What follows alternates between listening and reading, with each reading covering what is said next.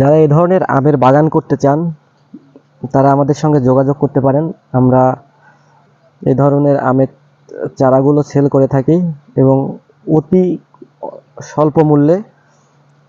আমাদের কাছে পাইকারিওয়ালা যারা পাইকারি নেবে তারা সবথেকে বেশি বেনিফিটেড হয়। খুচরাও আমি অনেক কম রাখার চেষ্টা করি। তো আপনারা দেখতে পাচ্ছেন এই যে কাঁচা আম খাওয়ার অনেক উপকার, এই জন্য আমি একটু কাঁচা আম এই রোদের মধ্যে একটু বেশিই খাই।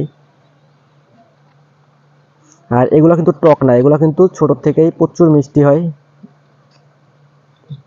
কালারটাই মাশাল্লাহ। তো এগুলো পাকলে আরো অনেক মজাদার টেস্টি হয়। এর আগেও আমি পাকা আম আপনার রিভিউ আপনাদের দিয়েছি আমার ফেসবুকের মাধ্যমে। তো দেখতে পাচ্ছেন মনে হচ্ছে যে পুরা পাকা একটি আম আমরা করতেছি, কিন্তু এটার মধ্যে এখনো কিন্তু বীজ হয় নাই।